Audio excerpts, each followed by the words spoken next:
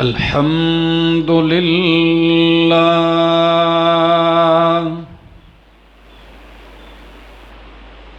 الحمد لله رب العالمين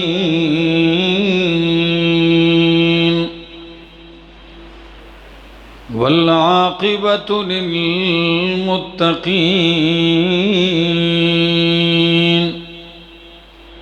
والصلاة والسلام على أشرف الأنبياء وإمام المرسلين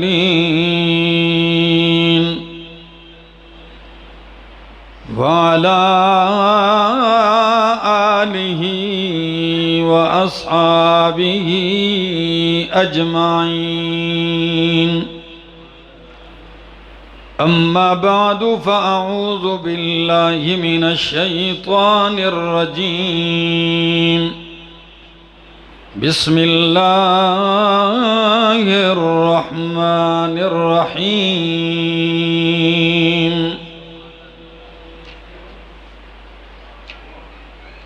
من يطع الرسول فقد أطاع الله. وقال تعالى: يا أيها الناس اتقوا ربكم الذي خلقكم من نفس واحدة وخلق منها زوجها وبث منهما رجالا كثيرا ونساء. واتقوا الله الذي تساءلون به والأرحام إن الله كان عليكم رقيبا. وقال النبي صلى الله تعالى عليه وسلم: كل أمتي يدخلون الجنة إلا من أبى. قيل: ومن يأبى يا رسول الله؟ قال: من أطاعني دخل الجنة ومن عصاني فقد أبى. وقال النبي صلى الله تعالى عليه وسلم: عليكم بسنتي وسنة الخلفاء الراشدين المهديين، تمسكوا بها وعزوا عليها بالنواجذ. وإياكم ومحدثات الأمور فإن كل محدثة بدعة وكل بدعة ضلالة وكل ضلالة في النار. سبحان ربك رب العزة عما يصفون وسلام على المرسلين والحمد لله رب العالمین. انتہائی قابل عزت، قابل احترام ذی قدر بزرگوں، بھائیوں، عزیزوں، نوجوان ساتھیوں، السلام علیکم. ہمارے مخلص بھائی ندیم ابراہیم صاحب، انہوں نے اس خواہش کا اظہار کیا کہ میری بیٹی کی شادی ہے اور خوشی کے ان لمحات میں میری چاہت ہے کہ لوگ خوشیوں میں بے دینی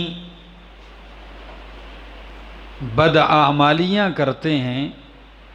میری چاہت ہے کہ خوشی کے اس موقع پر بھی دین کی، اللہ اور اس کے رسول کی کچھ باتیں ہو جائیں اور ہم سن لیں. اور ہونا بھی ایسے ہی چاہیے کہ ہم مسلمان ہیں، ہم نے کلمہ پڑھا ہے لا الہ الا اللہ محمد الرسول اللہ، تو اس کلمے میں ہم ضرور یہ اقرار کرتے ہیں کہ اللہ کے سوا کوئی الہ نہیں، ہمارا الہ صرف اللہ ہے، اور محمد صلی اللہ علیہ وسلم اللہ کے رسول ہیں۔ تو گویا بالفاظ دیگر یوں کہتے ہیں کہ ہم اللہ کے حکموں کو مانیں گے اور انہیں پورا کریں گے نبی کریم صلی اللہ علیہ وسلم کے طریقے پر۔ اور اللہ کا قرآن بھی اس بات کی تائید کرتا ہے اور اعلان کرتا ہے۔ الفاظ یہ ہیں، مَن يُطِعِ الرَّسُولَ فَقَدْ أَطَاعَ اللَّهَ، جس نے رسول کی اطاعت کی، فَقَدْ أَطَاعَ اللَّهَ، تو تحقیق اس نے اللہ کی اطاعت کی ہے۔ اور قرآن مقدس نے تو دوسرے مقام میں معیار بنا دیا، کسوٹی بنا کے رکھ دیو، وہ کیا ہے؟ فرمایا قُلْ إِن كُنتُمْ تُحِبُّونَ اللَّهَ فَاتَّبِعُونِي يُحْبِبْكُمُ اللَّهُ۔ قُلْ میرے پیغمبر کہہ دیجئے، إِن كُنتُمْ تُحِبُّونَ اللَّهَ، اگر تم اللہ سے محبت کرتے ہو، تمہارا دعویٰ ہے کہ ہم اللہ سے محبت کرتے ہیں، پیار کرتے ہیں، تو واقعات والو، یہ دعویٰ تو دنیا میں تقریباً ہر انسان کا ہے، چاہے وہ جس دین اور مذہب کا ہے، اس کا یہ دعویٰ ضرور ہے کہ میں اللہ سے محبت کرتا ہوں۔ اب دیکھنا ہے کس کی محبت اللہ کے ہاں منظور ہے اور کس کی محبت مردود ہے۔ تو اللہ نے اس کے لیے معیار بنا دیا، وہ کیا؟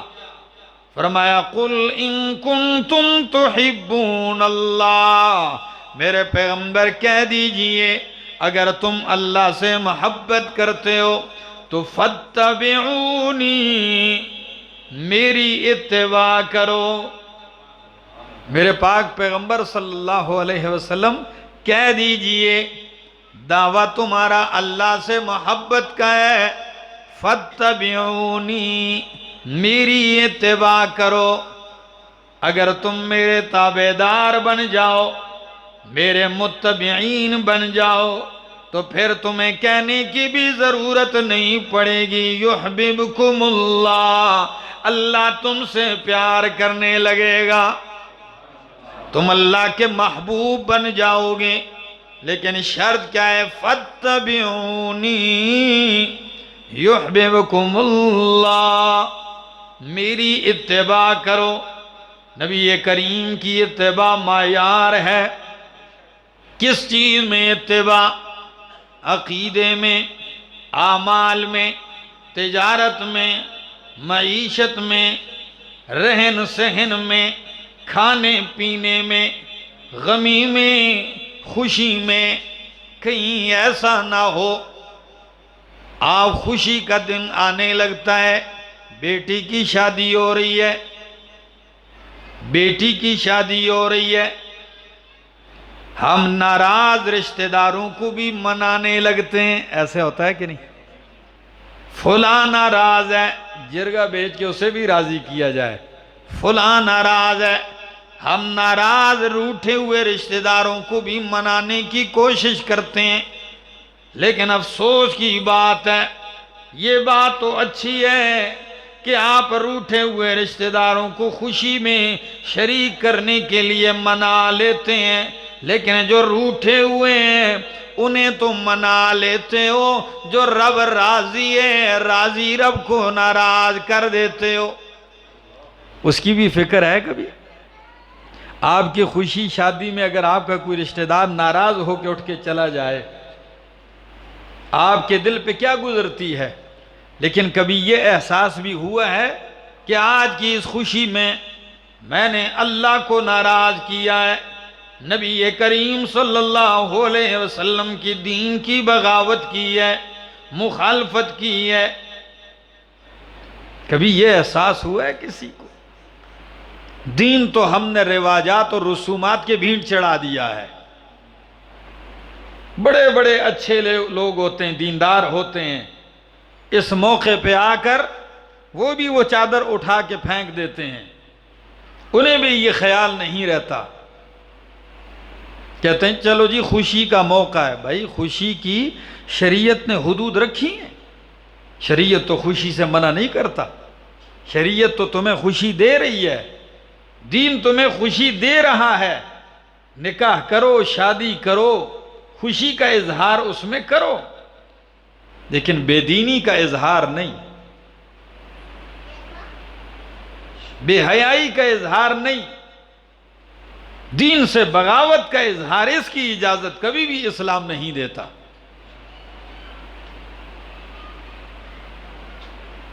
ہمارے لیے اللہ کے پاک پیغمبر صلی اللہ علیہ وسلم کی زندگی، آپ کی سیرت مطہرہ بہترین نمونہ ہے۔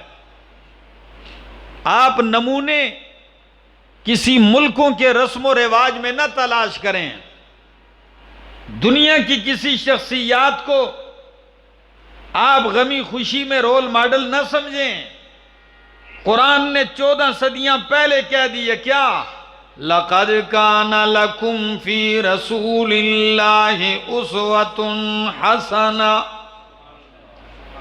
البتہ تحقیق تمہارے لیے فی رسول اللہ، اللہ کے رسول میں ان کی زندگی، ان کی سیرت، ان کا کردار بہترین نمونہ ہے۔ اسوۃ حسنہ، بہترین نمونہ ہے۔ پوری کائنات کی اتنی قیمت نہیں ہے، اتنی قدر نہیں ہے جتنی اللہ کے نزدیک اپنے محبوب پیغمبر کی سنت اور طریقے کی ہے۔ نبی کی سنت کائنات کی ہر چیز سے عظیم ہے،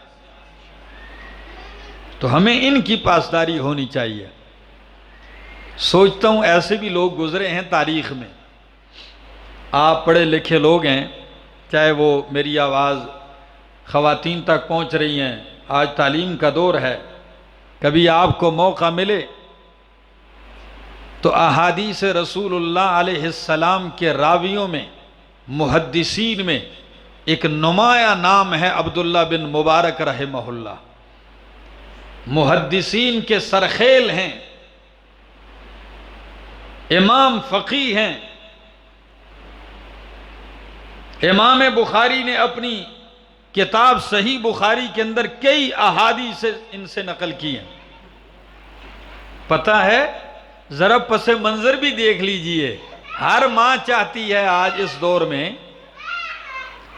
میں ہر ماں چاہتی ہے کہ میرا بیٹا ایک عظیم انسان بن جائے، یہی چاہت ہے کہ نہیں؟ ہر والد کی چاہت ہے۔ تو ذرا دیکھیے، عبداللہ بن مبارک، والد کا نام مبارک ہے، اس عظیم محدث کے والد ایک غریب آدمی تھے اور کسی تاجر کے ملازم تھے۔ وہ تاجر بڑا مالدار تھا، باغوں کا مالک تھا، انار کا باغ تھا بہت بڑا اس کا۔ مبارک بزرگ لگے ہوئے بیچارے اس میں کام کرتے تھے، باغ میں نوکر جو تھے۔ ایک دن مالک آیا، کہنے لگا مبارک میٹھا انار لائیے۔ آج جی کرتا ہے بس انار کھانے کو، میٹھا انار توڑ کے لائیے۔ وہ انار توڑ کے لائے، جب سامنے رکھا انہوں نے کھایا، ترش تھا، کھٹا۔ اٹھایا، کہا جاؤ یار میٹھا انار توڑ کے لاؤ۔ وہ دوبارہ گئے، دوسرا انار توڑ کے لائے، وہ بھی ترش۔ 3 دفعہ جب یہ حرکت ہوئی تو مالک غصے میں آ کے کہتا ہے آپ میٹھے اور ترش انار نہیں جانتے؟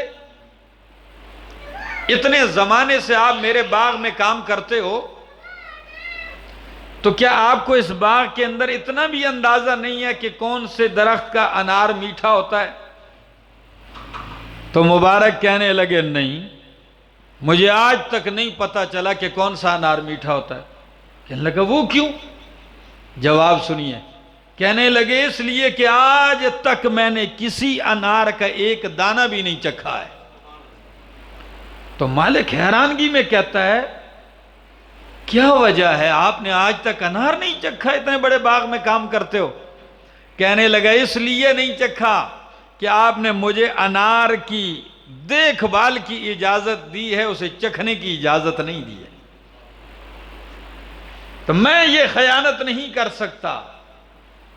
جب یہ بات سنی باغ کے مالک کے دل میں اور ان کی عزت اور احترام اور قدر بڑھ گئی کہ یار یہ تو کوئی بہت عظیم انسان ہے، یہ کوئی معمولی ہستی نہیں لگتی۔ علیحدہ کر کے کہنے لگے مبارک اتنا بتائیے، اگر ایک بندہ اپنی بیٹی نکاح کر کے دینا چاہے، شادی کرنا چاہے بیٹی کی، تو رشتہ کیسا ہونا چاہیے؟ اتنی بات گما کے لایا ہوں، میری بیٹی ہے، شادی کرنا چاہتا ہوں، ان کی بڑے رشتے آئے، اب بتائیں کس معیار کا رشتہ ہونا چاہیے؟ اب جواب سنیے، مبارک کہنے لگے باغ کے مالک بیٹی آپ کی مرضی ہے، لیکن چند باتیں یاد رکھیے، جاہلیت کے زمانے کے لوگ رشتے کرتے تھے حسب نسب کی وجہ سے، وہ خاندانوں پہ باس کرتے تھے، اس سے اور کسی چیز سے کوئی سروکار نہیں، حسب نسب۔ اچھا یہودی مال دیکھ کے رشتہ کرتے ہیں، ان کو حسب نسب سے واسطہ نہیں، مال کتنا ہے۔ اچھا، اور عیسائی نصارہ حسن و جمال دیکھ کے رشتہ کرتے ہیں، اور مسلمان دین دیکھ کے رشتہ کرتے ہیں، مسلمان دینداری تقوی دیکھ کر رشتہ کرتے ہیں۔ اب آپ بتلائیں جاہلیت والا طریقہ اپناؤ گے یا یہود والا مال دیکھو گے یا نصارہ کی طرح حسن و جمال دیکھو گے یا پھر اسلام والا طریقہ مسلمانوں کا کہ دینداری دیکھو گے؟ کیونکہ اللہ کے پاک پیغمبر صلی اللہ تعالی علیہ وسلم کا ارشاد ہے تُنْكَحُ الْمَرْأَةُ لِأَرْبَعٍ، عورت سے نکاح 4 وجہ سے کیا جاتا ہے، لِمَالِهَا وَلِجَمَالِهَا وَلِحَسَبِهَا وَلِدِّينِهَا، مال کی وجہ سے، حسب نسب کی وجہ سے، حسن و جمال کی وجہ سے، دین کی وجہ سے۔ لیکن فَاظْفَرْ بِذَاتِ الدِّينِ، او میرا صحابی تو دینداری کو ترجیح دیا کر۔ دین کو لوگ چوتھے نمبر پہ رکھتے ہیں، لیکن نبی کریم نے اٹھا کے اس کو پہلے نمبر پہ رکھا ہے۔ تو جب مبارک رحمہ اللہ نے یہ 4 طریقے بتائے ان کو، تو باغ کا مالک کہنے لگا بیٹھو میں آتا ہوں۔ سیدھے گھر پہنچتے ہیں اور اپنی بیوی سے کہتے ہیں کہ آپ کی بیٹی کے لیے رشتے تو بڑے بڑے امیروں کے، بڑے بڑے مالداروں کے آئے ہیں، لیکن میں نے اس کے لیے، چونکہ وہ دیندار ہے، تقوی دار ہے، پرہیزگار ہے، تو میں نے اس کے لیے مناسب رشتہ نہیں سمجھا آج تک، اور اگر بیٹی دینا چاہتے ہو تو اسی باغ کے ملازم کو دے دیجئے۔ بیوی سے کہا اگر آپ کی بیٹی کے لیے کوئی مناسب رشتہ ہے تو وہ یہی میرے باغ کا ملازم ہے۔ آئے باغ کے ملازم مبارک رحمہ اللہ سے شادی ہو گئی۔ اب آپ بتائیے واکنٹ والو، اس رشتے میں کس چیز کو دیکھا گیا ہے؟ بولیے، دین کو، دینداری کو دیکھا گیا۔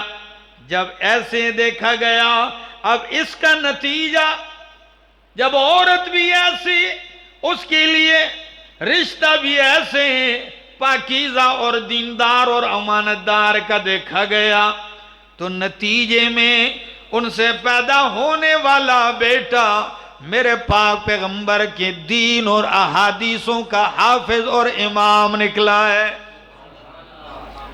بیٹا پھر ایسا ہے۔ اور عبداللہ بن مبارک رحمہ اللہ، ایک جھلک یہ بھی دکھا دوں آپ تاکہ خوش تو ہو جائیں۔ عبداللہ بن مبارک رحمہ اللہ فرماتے ہیں میں نے احادیث کا علم 4000 استادوں کے سامنے بیٹھ کر حاصل کیا ہے۔ کتنے استاد؟ 4000 استاد کوئی ایک چھت کے نیچے نہیں تھے، یہ صدیاں پہلے کی بات ہے۔ اللہ جانے کتنے سفر کیے ہوں گے، کتنی مشقت برداشت کی ہوگی۔ 4000 احادیث، 4000 استادوں سے حدیث کا علم لیا ہے، اور تجارت بھی کرتے تھے۔ فضیل بن عیاض رحمہ اللہ، یہ انہی کے زمانے کے ہیں۔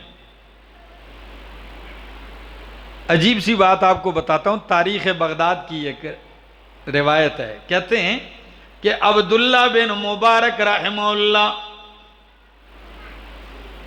ان سے فضیل نے کہا آپ ہمیں کہتے ہیں کہ جی زہد، تقوی، پرہیزگاری اختیار کیا کرو، دنیا کے پیچھے زیادہ نہ جایا کرو، ہمیں آپ روزانہ یہ درس دیتے ہیں، اور خود آپ جو ہیں خراسان سے، شام سے تجارت کا مال لے کے حرمین میں آ کے بیچتے ہیں، خود اتنے بڑے تاجر ہیں، ہمیں دنیا سے نفرت کی تعلیم دیتے ہو اور خود اتنے بڑے تاجر ہو۔ جواب بھی سنیے نا، کہنے لگے میں تجارت سے منع نہیں کرتا، ہاں میری طرح تجارت کر سکتے ہو تو یہ تو بہت اچھی ہے، پھر تم بھی کرو۔ وہ کیا کرتے تھے، جب بھی وقت آتا حج بیت اللہ پہ جانے کا، موسم ہوتا کہ سال حج پہ جائیں گے، تو گاؤں کے بستی کے تعلق دار دور دور سے آ جاتے کہ امام صاحب ہمارا جی چاہتا ہے کہ ہم حج بیت اللہ پہ آپ کی معیت میں جائیں۔ کس کا جی نہیں چاہتا کہ میں حج پہ عمرے پہ جاؤں اور ایک نامور عالم دین ہو، قابل عالم دین ہو، ان کے ساتھ میں حج اور عمرہ کروں؟ آپ کی چاہت ہے کہ نہیں؟ اللہ ہم سب کو لے جائے، ہر بندے کی چاہت ہے۔ تو وہ کیا کہتے تھے، اچھا جو حج پہ جانا چاہتا ہے سارے آ جاؤ، سارے آ جاتے۔ کوئی خرچہ لائے ہو؟ ظاہر بات ہے جب بندہ حج پہ جائے گا تو خرچہ تو کرے گا، کہنے لگے اپنی جمع پونجی مجھے دے دو، جو آپ نے خرچہ کرنا ہے سارے پیسے نکالو۔ سب کے جیبوں سے خرچہ نکال کے اکٹھا کر دیا، وہ خرچہ ایک صندوق میں ڈال کے اس کو تالا لگا دیتے، کہتے آؤ چلو حج کے لیے۔ ان کے سارے پیسے صندوق میں تالا کر دیتے، مقفل کر دیا، سارا قافلہ چل رہا ہے، پیسے خود لگاتے، کھانا خود خریدتے راستے میں۔ پھر مدینہ منورہ کا سفر، حرم کا سفر، مکے کا۔ آخر میں کہتے اچھا دوستو یہ تو بتاؤ، گھر سے آتے تمہیں اہل و عیال میں سے کسی نے کہا ہوگا مدینہ سے یہ لانا ہے، مکہ سے یہ لانا ہے، کوئی شاپنگ کے لیے آپ کو کچھ کہا ہے گھر سے؟ کہتے سارے کہتے آپ کو کیا کہا؟ جس کی جو فرمائش ہوتی وہ خرید کے سب کو دے دیتے، ان کا ایک پائی بھی نہیں لگتا تھا، حج کروا کے واپس لے آتے تھے۔ کہتے اگر تمہیں تجارت کرنی ہے، ایسی تجارت کرتے ہو تو بھلے کرو، اس طرح کی دنیا جو ہے یہ دنیا بھی دین بن جاتی ہے۔ کہتے ہیں میں تجارت اس لیے کرتا ہوں کہ کون سے موقع کے تلاش میں ہوتا ہوں کہ یہاں پیسہ لگنا چاہیے دین کی بقا کے لیے، اللہ کے لیے، تو میں پیچھے نہیں رہتا، میں پہل کر جاتا ہوں۔ ہماری زندگیاں بھی تو دیکھ لو، ہماری غمی خوشیاں بھی تو دیکھ لو، کیا صورتحال ہو رہی ہے۔ آج ندیم صاحب کی بات سنی، بہت دل خوش ہوا کہ یار ایسے دور میں کہ جہاں حالات کچھ اور ہوتے ہیں، رسومات کچھ اور ہوتے ہیں، معاشرہ کچھ اور کہتا ہے، برادریاں، رشتے ناتے بہت کچھ کہتے ہیں، اور بلکہ خوشیوں کے لیے لوگوں نے سالہ سال پہلے سے سوچا ہوتا ہے یہ کریں گے، اور ایک بندہ اٹھ کے وہ ساری چیزیں پیچھے کر کے کہتا ہے یہ نہیں ہوگا، وہ ہوگا جس پہ اللہ راضی ہوگا۔ یہ بڑی بات ہے۔ اور نبی علیہ السلام نے اعلان کیا تھا کہ کل امتی یدخلون الجنت الا من ابا، میرا ہر امتی جنت جائے گا الا من ابا، مگر وہ نہیں جائے گا جس نے جنت جانے سے انکار کر دیا۔ صحابہ کرام نے پوچھا وَمَن يَأْبَى یا رسول اللہ، ایسا کون ہے جو جنت جانے سے انکار کرے گا؟ فرمایا من اطاعنی دخل الجنہ، جس نے میری اطاعت کی وہ جنت داخل ہو گیا۔ وَمَنْ عَصَانِي فَقَدْ أَبَى، جس نے میری نافرمانی کی حقیقت میں اس نے جنت جانے سے انکار کر دیا۔ آئیے قدم اٹھائیے، معاشرے میں آگے بڑھیے، یقین کیجئے نبی کریم صلی اللہ علیہ وسلم کے دین میں، طریقے میں کامیابی ہی کامیابی ہے، واللہ العظیم ناکامی کا کوئی تصور نہیں ہے۔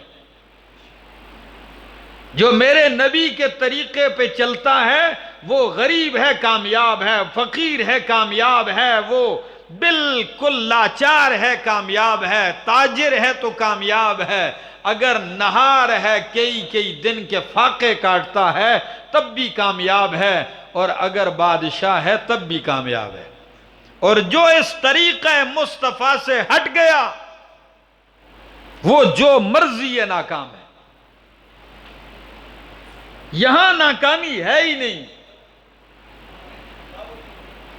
یقین ہو تو کبھی کبھی ایسے بھی ہوتا ہے، حضرت ام سلمہ رضی اللہ تعالی عنہا نبی علیہ السلام کی زوجہ مطہرہ ہیں، امہات المومنین میں سے ہیں۔ ان کی شادی ہوئی تھی ابو سلمہ سے، اور گھریلو زندگی اتنی پیار اور محبت کی تھی، اتنی پیار اور محبت کی کہ جس کا اندازہ کوئی نہیں ہے۔ کہنے لگی ایک دن میرا شوہر گھر آیا ابو سلمہ، خوشی خوشی داخل ہوا اور کہنے لگا، میں نے پوچھا ابو سلمہ آج تو بڑے خوش ہو؟ تو جواب میں کہنے لگے، ام سلمہ آج میں نے نبی کریم صلی اللہ علیہ وسلم سے ایک حدیث سنی ہے، ایک دعا سنی ہے، آپ بھی یاد کر لیں۔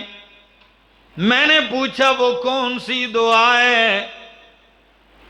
ابو سلمہ کہنے لگے، نبی کریم نے فرمایا جب بھی تم میں سے کسی بندے پہ کوئی مصیبت آ جائے، مصیبت پہنچے، تو وہ کیا کہے؟ اللہم اجرنی فی مصیبتی واخلف لی خیرا منہا، اللہ مجھے اس مصیبت میں اجر سے نواز، اور جس چیز کو تو نے مجھ سے لیا ہے اس سے بہتر مجھے عطا کر۔ تو میں نے کہا میں یاد کر لوں؟ فرمایا ہاں یاد کر لو، یہ کلمات یاد کر لیے۔ اللہ کی شان، کچھ عرصے کے بعد ابو سلمہ کا انتقال ہو گیا، خاوند فوت ہو گیا، پیار محبت کی زندگی تھی۔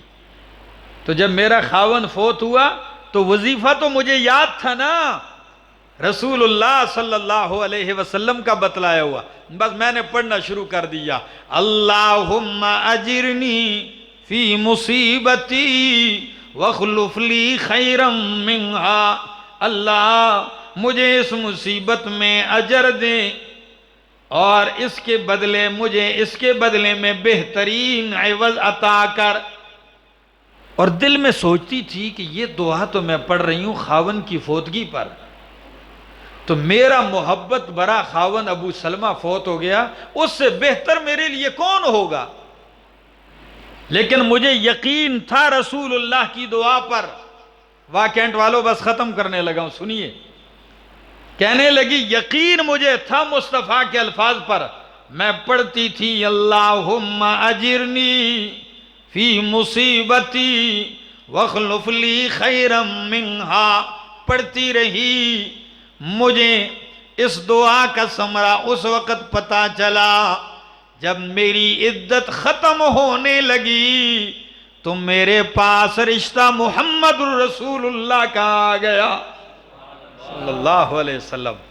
رسول اللہ صلی اللہ علیہ وسلم نے نکاح کا پیغام بھیج دیا. اور جب میرا نکاح نبی علیہ السلام سے ہو گیا، ام سلمہ فرماتی ہیں میں نے کہا میں تو سوچتی تھی کہ ابو سلمہ سے بہتر کوئی نہیں، لیکن دعا کا کمال کہ اللہ نے مجھے عوض میں وہ دے دیا کہ جس سے بہتر تو کائنات میں کوئی نہیں ہے. ہمیں دین کا کام سنت پہ چلنا اس یقین سے چاہیے کہ اللہ کے پاک پیغمبر صلی اللہ تعالی علیہ وسلم نے جو کہہ دیا، جو حکم کر دیا، جو سنت بتا دی ہے، یہی حق ہے، یہی سچ ہے، کامیابی اسی میں ہے. آئیے قدم بڑھائیے اپنی خوشیوں میں، اپنی تجارت میں، اور صرف یہ نہیں ہے کہ خوشی میں، پوری زندگی میاں بیوی کا رہن سہن یہ سب اللہ کے پاک پیغمبر کے طریقے کے مطابق ہونا چاہیے. کیا کوئی اللہ کے پیغمبر سے بڑھ کے دیندار ہو سکتا ہے؟ تقوی دار ہو سکتا ہے؟ نہیں ہو سکتا. نبی کریم صلی اللہ علیہ وسلم سے زیادہ باحیا کوئی ہو سکتا ہے؟ صحابی رسول فرماتے ہیں اللہ کی قسم میں نے نبی کریم کو دیکھا کہ آپ کی آنکھوں میں اتنی حیا تھی کہ اتنی تو کنواری لڑکی کے آنکھوں میں حیا نہیں ہوتی. اتنے باحیا پیغمبر. لیکن سنیے ذرا معاملات بیوی کے ساتھ کیسے ہیں. ام المومنین صدیقہ کائنات حضرت عائشہ رضی اللہ تعالی عنہ فرماتی ہیں خلوت میں، تنہائی میں نے اور رسول اللہ صلی اللہ علیہ وسلم نے دوڑ لگائی، ریس لگائی. ہم نے ریس لگائی، لیکن یہ ذہن میں رہے گراؤنڈ میں نہیں. ہاں جیسے آج کل چوکوں میں، بازاروں میں نہیں. یہ اس استدلال، وہ استدلال اس سے نہیں ہو سکتا. اس حدیث سے وہ بے دینی ہے، یہ عین دین ہے. کیوں؟ میرے نبی کریم کی دینداری کا ذرا اندازہ لگائیے. میرے استاد محترم شیخ القرآن مولانا محمد طیب طاہری صاحب فرماتے ہیں، بیٹھے ہوئے گفتگو میں کہنے لگے کہ میں حرم کے سفر پر تھا، حجاز مقدس کا سفر تھا، صفا مروہ کی سعی کر رہے تھے ہم. تو کہنے لگے میرے ساتھ میری چھوٹی بیٹی بھی تھی، بچی تھی. تو جیسے ہی ہم صفا سے چلتے مروہ کی طرف تو بیچ میں تھوڑی سی جگہ ایسی ہے جہاں سبز لائٹ لگی ہوتی ہے. تو جیسے ہی وہاں پہنچتے سارے لوگ دوڑنا شروع کر دیتے ہیں. تو بچی نے پوچھ لیا کہ بابا جان یہ یہاں سارے لوگ دوڑتے کیوں ہیں؟ پیچھے سے آہستے آتے ہیں اور یہاں پہنچتے ہیں سارے تیز ہو جاتے ہیں. تو جواباً میرے استاد نے فرمایا اپنی بیٹی سے یہ اس لیے دوڑتے ہیں کہ آج سے صدیاں پہلے حضرت اماں ہاجرہ یہاں دوڑی تھیں. اللہ اکبر. ابراہیم خلیل اللہ علیہ السلام کی بیوی، اسماعیل ذبیح اللہ کی ماں اماں ہاجرہ یہاں دوڑی تھی. تنہائی، بچے کے لیے پانی کوئی نہیں تھا، صفا سے چلتی، جب بیچ میں مروہ کی گھاٹی آتی دوڑ پڑتی مروہ تک، پھر گھاٹی میں بچہ آنکھوں سے اوجھل ہو جاتا تو دوڑ پڑتی۔ یہ ان کی سنت ہے۔ کیا ہے؟ وہ ادا اللہ نے باقی رکھی۔ تو بیٹی کا دوسرا سوال تھا، کہنے لگی بابا جان پھر تو چاہیے تھا کہ اماں ہاجرہ دوڑی تھی تو چاہیے تو یہ کہ عورتیں دوڑیں، تو دوڑتے مرد ہیں، عورتوں کو دوڑنے کی اجازت صفا مروہ میں نہیں ہے۔ میرا نقطہ سمجھیے، کیا بات ہے میرے استاد کی۔ بیٹی نے کہا ابا جان پھر تو دوڑنا کس کو چاہیے؟ عورتوں کو چاہیے، تو عورتیں تو نہیں دوڑتی، وہ تو عورت تھی، اماں ہاجرہ دوڑی تھی۔ تو جواب بھی سنیے، علم ہو تو پھر مزہ بھی آتا ہے۔ نے کہا بیٹی اماں ہاجرہ جب دوڑی تھی تو اس وقت مرد کوئی نہیں تھا، اس وقت غیر محرم مرد کوئی نہیں تھا، اور اب عورتوں کو دوڑنے کی اجازت اس لیے نہیں ہے کہ یہاں اور کیا ہیں؟ مرد ہیں۔ تو عورت آہستہ اپنی چال چلے گی، مرد دوڑ کے جائیں گے۔ دین یہ ہے، وہی دیندار پیغمبر، وہی باحیا پیغمبر، وہی تقوی اور اخلاق کے پہاڑ پیغمبر، یقین کیجئے وہ فرماتے ہیں، ام المومنین فرماتی ہیں کہ وہ میرے ساتھ ریس لگا رہے تھے، تو میری عمر بھی کم تھی اور جسم ہلکا تھا، میں آگے بڑھ گئی، میں ریس میں آگے بڑھ گئی۔ اللہ کے پاک پیغمبر صلی اللہ علیہ وسلم معزوز ہوئے، سال گزرا، کام کاج اتنا نہیں تھا تو میرا بدن ذرا بھاری ہو گیا، اور جب اگلے سال ہم نے ریس لگائی تو نبی علیہ السلام آگے بڑھ گئے، میں پیچھے رہ گئی۔ تو جب پیچھے رہ گئی، نبی علیہ السلام نے مجھے دیکھ کے فرمایا عائشہ یہ پچھلے سال کے مقابلے میں آپ سے آگے بڑھ گیا ہوں، یہ اس کا بدلہ ہے۔ اندازہ لگائیے کتنی محبت ہے میاں بیوی میں، کتنا پیار ہے میاں بیوی میں۔ ہمیں بھی چاہیے اپنی بیویوں کو اپنے گھروں میں پیار محبت بانٹیے۔ یہ کوئی طریقہ نہیں ہے نبی کا کہ ایک بندہ باہر تو بڑے اچھے اخلاق، پیار اور محبت، اور گھر کے دروازے سے اندر ہوتے ہی مکمل فرعون بن جائے۔ یہ کون سا طریقہ ہے؟ نہیں، یہ بالکل بھی غلط طریقہ ہے۔ وہ کیا زندگی ہوگی گھر کی؟ اور گھر کے کام، نبی علیہ السلام گھر میں فارغ نہیں بیٹھا کرتے تھے، آپ اپنے گھر کے کام میں مصروف رہتے تھے، اپنے اہل و عیال کے ساتھ مشغول رہتے تھے۔ بلکہ ایک تو ایسا بھی موقع آیا کہ نبی علیہ السلام اپنے جوتے کو، بعض سیرت کی کتابوں میں ہے کہ کپڑے کو پیوند لگا رہے تھے، آپ اپنے کام میں مصروف تھے، اور ام المومنین حضرت عائشہ صدیقہ رضی اللہ تعالیٰ عنہ اپنے کام میں مصروف تھی، دونوں مصروف ہیں میاں بیوی۔ تو ام المومنین نے جب نبی علیہ السلام کو ایسے دیکھا تو آپ کے جبین اطہر پہ پسینہ سا آیا ہوا ہے، اور یوں دیکھا تو فرمایا یا رسول اللہ صلی اللہ علیہ وسلم، فرمایا آپ کو دیکھ کے مجھے جاہلیت کے زمانے کا ایک شاعر گزرا ہے ابو کبیر حزلی، اس نے اپنے محبوب کے بارے میں اشعار کہے ہیں، تو میں سوچتی ہوں وہ کیا ہوگا، اس کا محبوب کیا ہوگا، وہ اشعار تو میرے محبوب کے لائق ہیں۔ تو نبی علیہ السلام نے فرمایا عائشہ سنا دو وہ اشعار کیا ہیں؟ تو وہ پورا قصیدہ ہے، ایک شعر پڑھ دیتا ہوں۔ کیا کہا؟ اذا نظرت الى اسرت وجهه، اذا نظرت الى اسرت وجهه برقت كبرق العارض المتهلل، آپ کے چہرے کے خد و خال نقش و نگار تو ایسے چمکتے ہیں جیسے کالی بدلیوں میں بجلی گرجتی ہے، چمکتی ہے۔ اللہ اکبر۔ نبی علیہ السلام نے اشعار سنے تو فرمایا ما سررت منی کسروری من کے عائشہ، او عائشہ یہ اشعار پڑھ کے تجھے اتنا سرور نہیں آیا جتنا تیری زبان سے سن کے میں محمد کو سرور آیا اللہ علیہ وسلم۔ یہ گھریلو ماحول ہو، پیار ہو، محبت ہو، اپنے گھروں کو خوشگوار بنائیے، گھروں میں تذکرے کیجئے۔ کاش کہ آج میرے پاس وقت ہوتا تو میں تفصیل سے گفتگو کرتا، لیکن یہ اختصار کی گفتگو منظور کر لیجئے۔ زندگی باقی، ملاقات باقی۔ آخر دعوانا ان الحمدللہ رب العالمین۔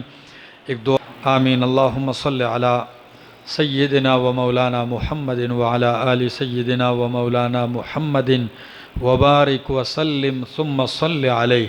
اللہ جتنے لوگ آئے ہیں، مرد ہیں، خواتین ہیں، بچے ہیں، اللہ سب کی جھولیوں کو اپنی رحمت سے بھر دے۔ اللہ ہمارے بھائی ندیم صاحب، ان کی بیٹی ہے، اللہ خوشیوں والی زندگی نصیب فرما، ان کے گھر کو خوشحال بنا دے، اے اللہ دنیا اور آخرت اچھی کر دے۔ اور جتنے بھی لوگ ہیں جن کے رشتوں میں رکاوٹیں ہیں، اللہ تمام لوگوں کے رشتوں کی رکاوٹیں ختم فرما، اللہ بہترین اور مناسب رشتے نصیب فرما۔ اے اللہ ہم سب کا خاتمہ ایمان پہ فرما، ہماری غمی خوشی نبی کریم کے طریقے پر فرما۔ اللہ جب موت کا وقت آئے زبان پہ جاری کر دے لا الہ الا اللہ محمد الرسول اللہ۔